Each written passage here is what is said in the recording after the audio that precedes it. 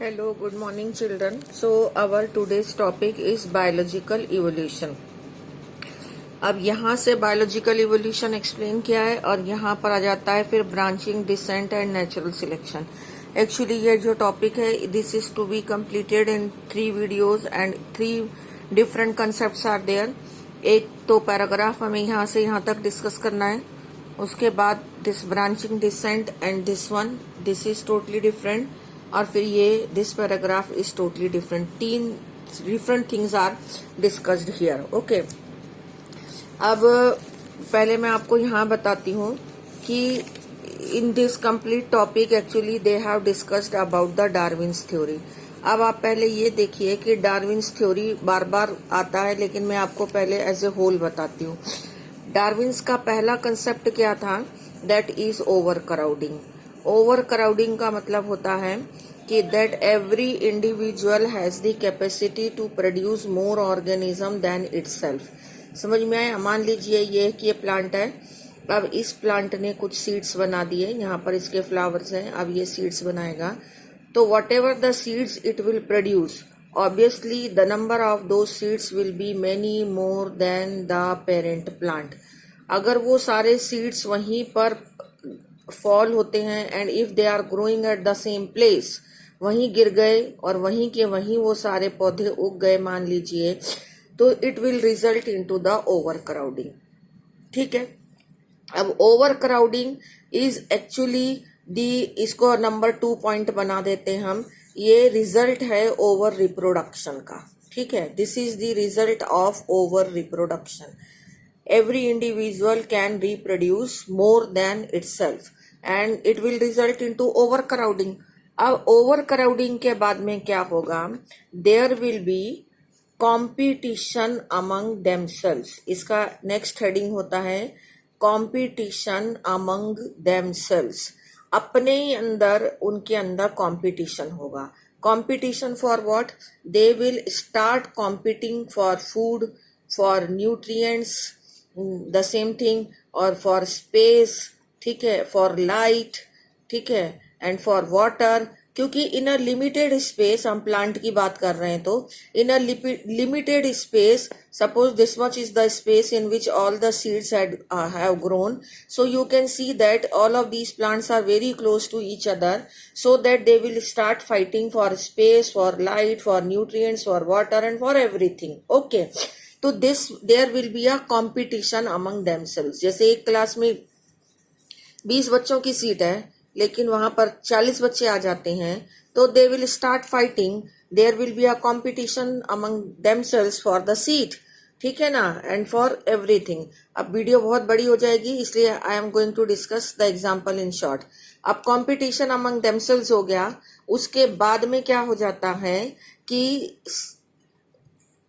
Survival of the fittest. Survival of the fittest कि इसका जो रिजल्ट होगा कंपटीशन का, तो उसमें से some organism will be discarded from the race. कुछ तो उसमें से खत्म हो जाएंगे. They will die, they will not grow any more, and some will survive and will grow more. कुछ आगे बढ़ जाएंगे और कुछ रेस में से डिस्कार्ड हो जाएंगे.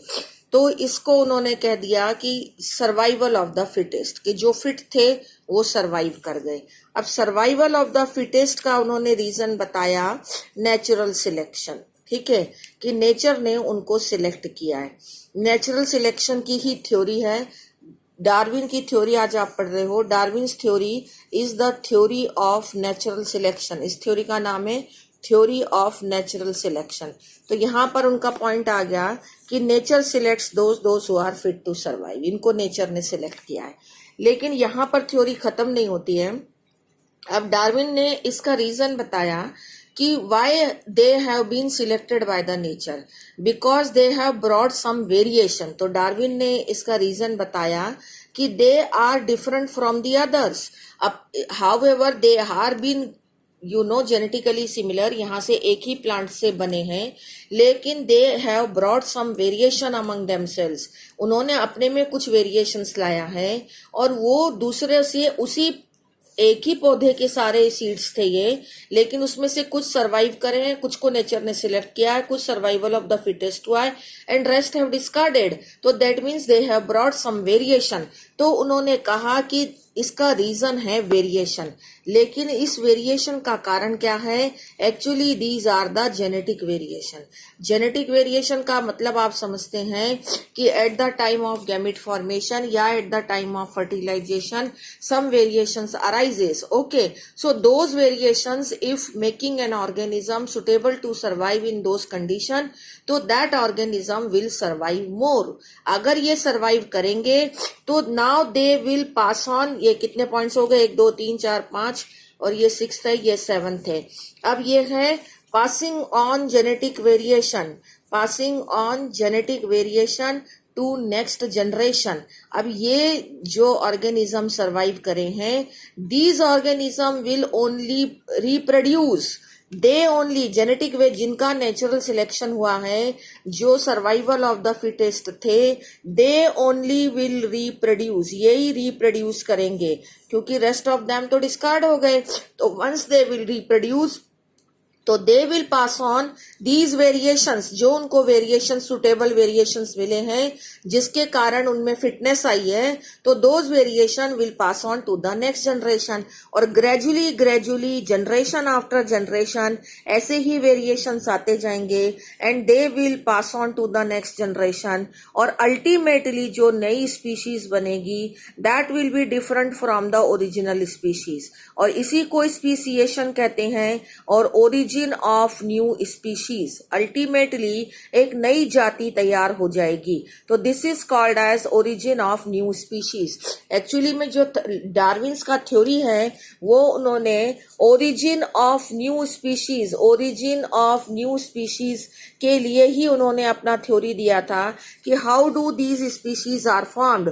तो जेनेटिक वेरिएशंस आते जाते हैं, and they are keep passing on to the next generation, and ultimately these variations will keep accumulating, and they will lead to the formation of new species which is totally different from the parent species.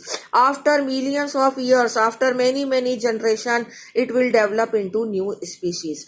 This is Darwin's theory and its postulates. Over reproduction, overcrowding, competition among themselves, survival of the fittest, natural selection and variations, and these are genetic variation. And reproductive fitness है ये. This fitness is actually reproductive fitness. So these new organisms will reproduce more, pass on genetic variation to next generation, and origin of new species, which is called as speciation. Formation of new species from the existing species is called as speciation. अभी पहले मैंने आपको एक general origin of species या natural selection या Darwin's theory बताया है. Now we will look into the book in the next video.